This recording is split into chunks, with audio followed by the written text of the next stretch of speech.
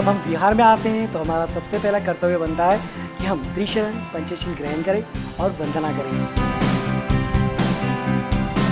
हम सभी बौद्धजन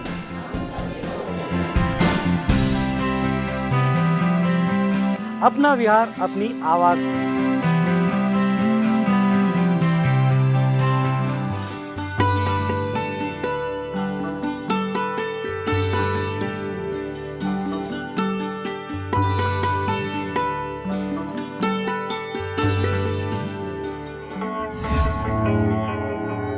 परेचन विजानन्ति मयमेथ यमामसे ये च तथ्य विजानन्ति ततो सम्मन्ति मेदगा। अर्थात अज्ञानी लोग ये नहीं जानते कि वो इस संसार में नहीं रहेंगे, इसीलिए नफरत बैर ये भावना उनके मन में घर करी रहती है। लेकिन जो लोग ये विचारते हैं उनका बैर शांत हो जाता है। इसीलिए अच्छे कार्य कीजिए क्योंकि ज़िंदगी कल हो ना हो। नमो बुद्धाय, जय भीम। मैं विक्रम अपना विहार अपनी आवाज़ में आपका तहे दिल से स्वागत करता हूँ। इस वक्त जय भीम नगर के बौद्ध विहार में हम आ चुके हैं, जो आता है नागपुर, महाराष्ट्र में। आइए इस वक्त हम सीधे चलते हैं, देखते हैं किस तरह का है ये विहार और यहाँ पे किस तरह से ली जाती है त्रिशरण पंचशील और भी विहार संबंधी सारी जानकारी के लिए आइए चलते हैं विहार में।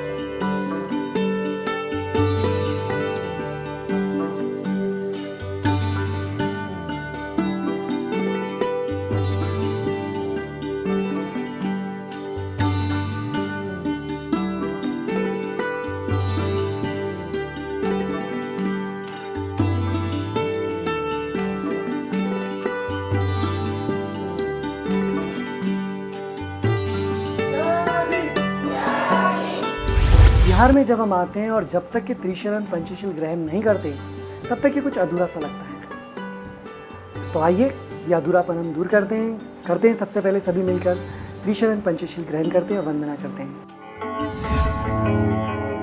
नमो तस्सा भगवतो अरहतो सम्मा सम्बुद्धस्सा।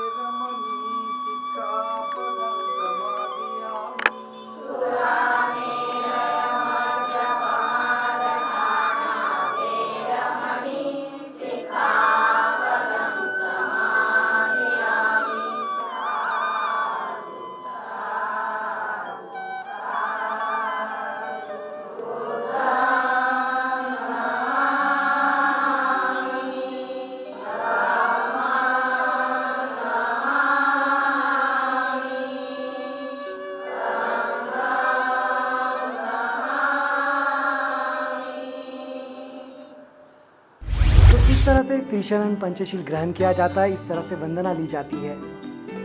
और जैसे सभी विहारों में होता है कि जब वंदना और त्रिशरण पंचशीलम ग्रहण करते हैं, वंदना करते हैं, तो जो सुकून मिलता है उसे शब्दों में बयां करना पहले भी मुश्किल था, आज भी और हमेशा रहेगा।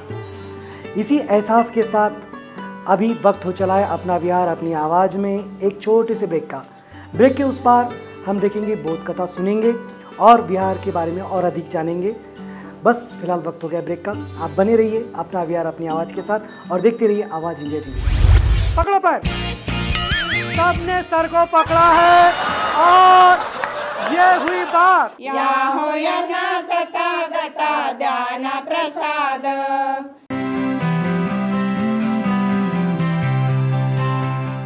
ब्रेक के बाद एक बार फिर से आपका स्वागत है आपके मनपसंद कार्यक्रम अपना विहार अपनी आवाज़ में। दर्शकों, अपना विहार और अपनी आवाज़ में इस वक्त हो चला है बोध कथा का। बचपन से ही हम बोध कथा सुनते आते हैं और बोध कथा का हमारे जीवन में एक खास महत्व होता है। बोध कथा से हमें एक सीख मिलती है। कभी हम जब निराश हो जाते हैं तो यही बोध कथा के कुछ अंश हमें याद आते हैं और फिर से हम एक नई उम्मीद के साथ आगे बढ़ते हैं। तो इसी तरह की बोध कथा आज भी हम आपके लिए लेकर आए हैं। आइए सुनते हैं आज की बोध कथा। आज की बोध कथा हमने फिर से एक बार महाकारुणिक तथागत भगवान गौतम बुद्ध के जीवन के एक प्रसंग से ली है। बात उस समय की है जब तथागत अपने शिष्यों के साथ भ्रमण के लिए निकले थे। रास्ते में तथागत को अचानक प्यास लगी।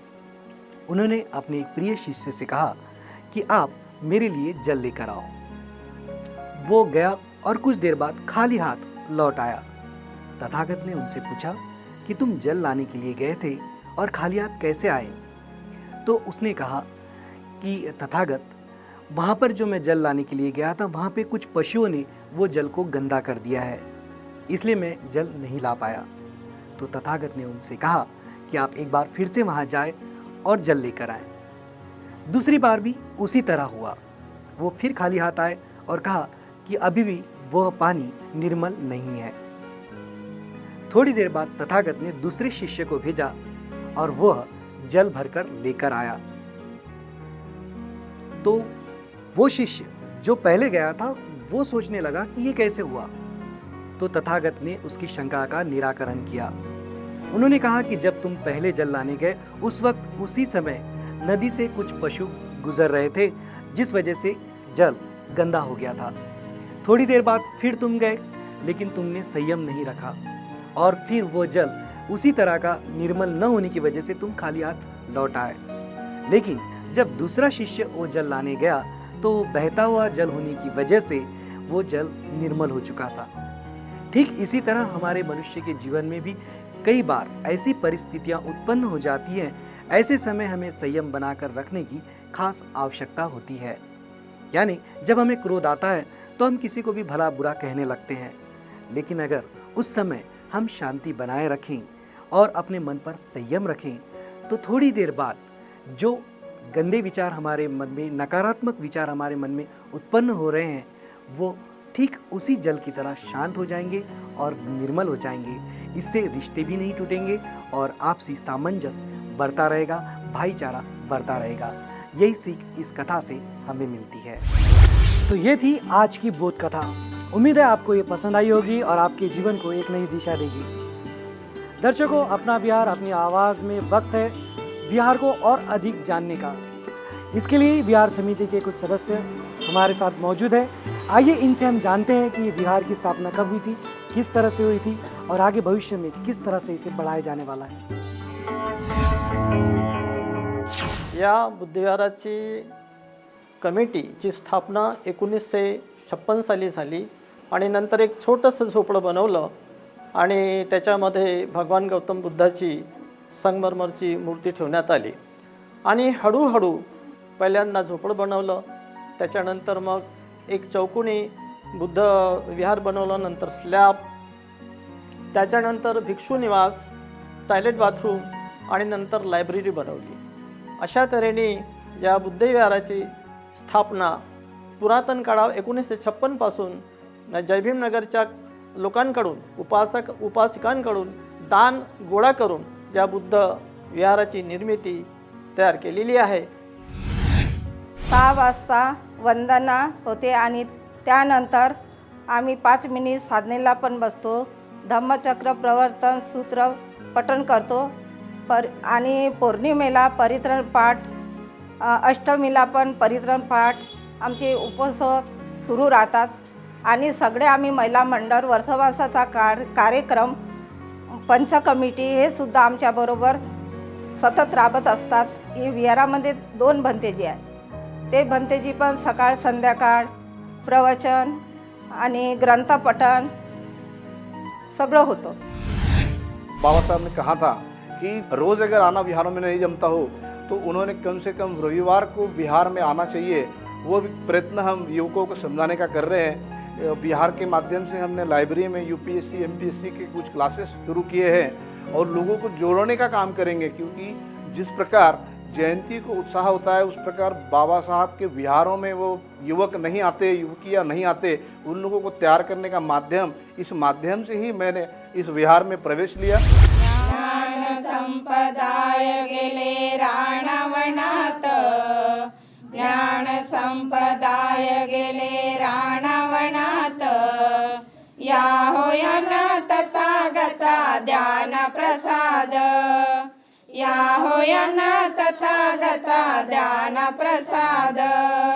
धूप दीप चंद गंध रूप दर्पणा, धूप दीप गंध चंद रूप दर्पणा, शुद्ध केल्या मन्या चरणी दृष्ट भावना, शुद्ध केल्या तुझ्या चरणी दृष्ट भावना.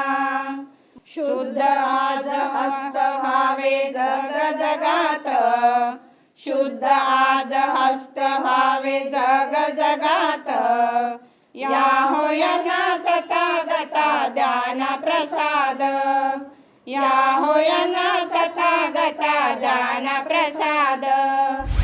दर्शकों, अब समय आ गया है गेम खेलने का. भीम का दीवाना. जी हाँ, ये गेम्स के रूल्स मैं आपको बता दूं दर्शकों, और साथ आपको कि इन सभी को जय भीम जय भीम जय भीम जय भीम कहना है. और मैं जिस चीज़ को कहूँ, यानी हाथ पैर सर कान नाक, इसमें से जिस चीज़ को कहूँ उस चीज़ को खुद के छूना है. तो आइए खेलते हैं भीम का दीवाना. आपका समय शुरू होता है अब. जय भीम.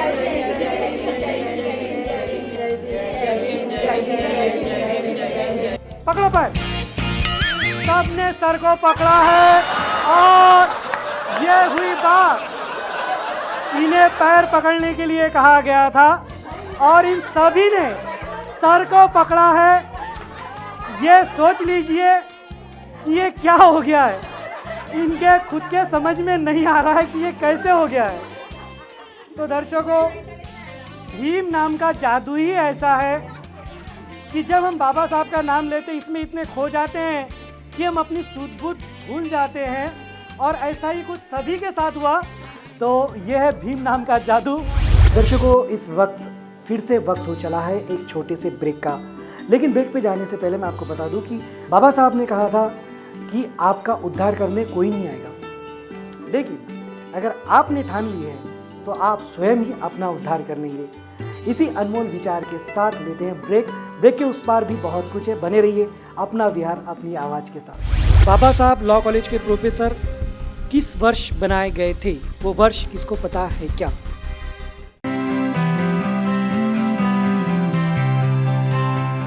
ब्रेक के बाद एक बार फिर से आपका स्वागत है. दर्शकों, अपना विहार अपनी आवाज़ में अब वक्त है थोड़ा से सवाल और जवाब का. जी हाँ, अब वक्त हो चला है सवाल और जवाब का. सारे उपासक और उपासिका मौजूद हैं. आइए हम भी देखते हैं सवाल जवाब. सबसे पहला सवाल ये है कि बाबा साहब लॉ कॉलेज के प्रोफेसर बनाए गए थे. बाबा साहब लॉ कॉलेज के प्रोफेसर किस वर्ष बनाए गए थे? वो वर्ष किसको पता है क्या? कौन बता सकता है बाबा साहब लॉ कॉलेज के प्रोफेसर कौन से वर्ष में बने थे? कोई बता पाएगा?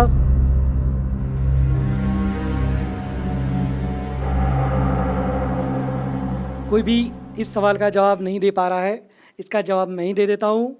बाबा साहब लॉ कॉलेज के प्रोफेसर सन 1928 में बनाए गए थे। ऐसा ही एक सवाल फिर से मैं आपसे करना चाहूँगा। बाबा साहब सरकारी लॉ कॉलेज के प्रधानाचार्य बनाए गए थे, कब बनाए गए थे, कोई बता पाएगा? इस सवाल का जवाब भी मैं ही दे देता हूँ। दर्शकों, अगर आप में से कोई बताना चाहे तो आप गेस कर सकते हैं मेरे बताने के पूर्व। जवाब मैं आपको बता देता हूँ, 13 अक्टूबर 1935 में। चलो एक आसान सवाल करता हूँ। बाबा साहब ने हमको कौन सा मंत्र दिया था?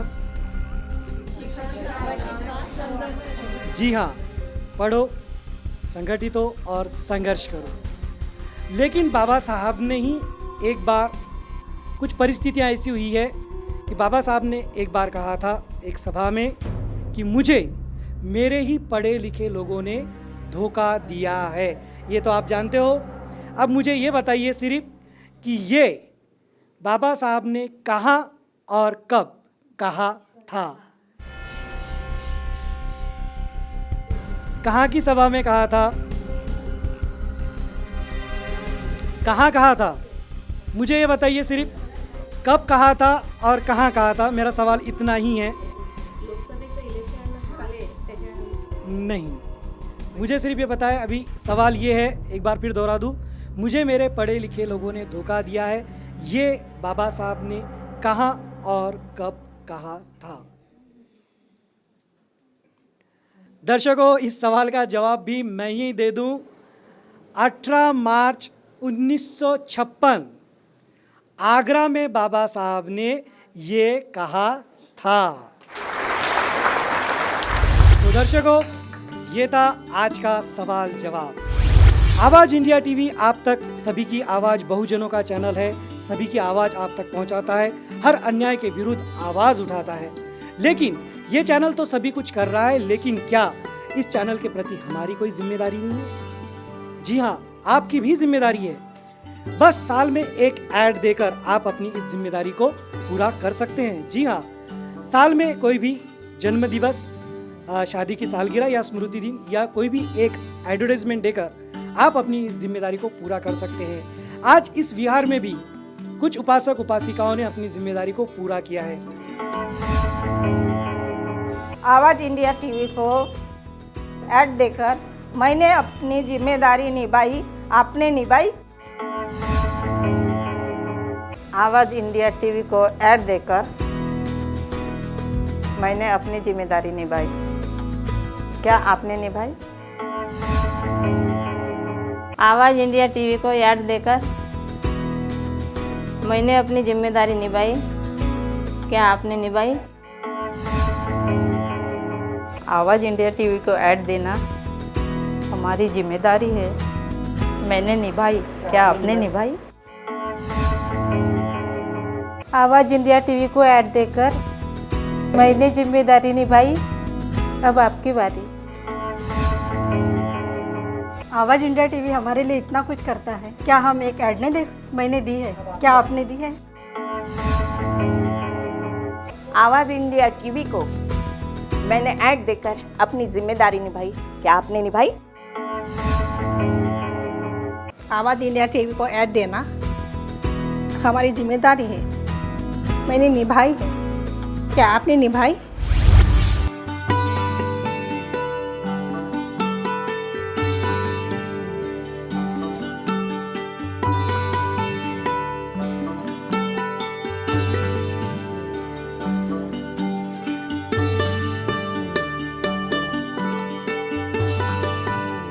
तो दर्शकों, आज के लिए बस इतना ही। जय भीम नगर बौद्ध विहार जो नागपुर में आता है, आज हम यहाँ से आपसे विदा लेना चाहेंगे। लेकिन जाने से पहले हम आपको बता दें कि आवाज़ इंडिया टीवी आपके लिए क्या कर रहा है, ये आप जानते हैं। और आवाज़ इंडिया टीवी के लिए आपका भी अपना फ़र्ज़ है कि आप साल में एक ऐड तो भी आवाज़ इंडिया टीवी को दें। और अपना बिहार अपनी आवाज़ में अगर आप अपना बिहार को सम्मिलित करना चाहते हैं तो नीचे दिए नंबर पर आप सीधे हमसे संपर्क कर सकते हैं और अपना बिहार अपनी आवाज़ में अपने बिहार की अपनी आवाज़ पहुंचा सकते हैं। तो बस मुझे विक्रम को दीजिए इजाज़त।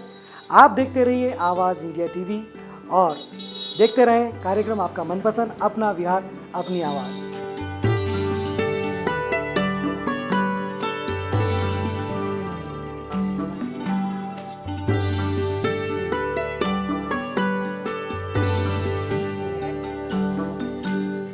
Ha ha ha!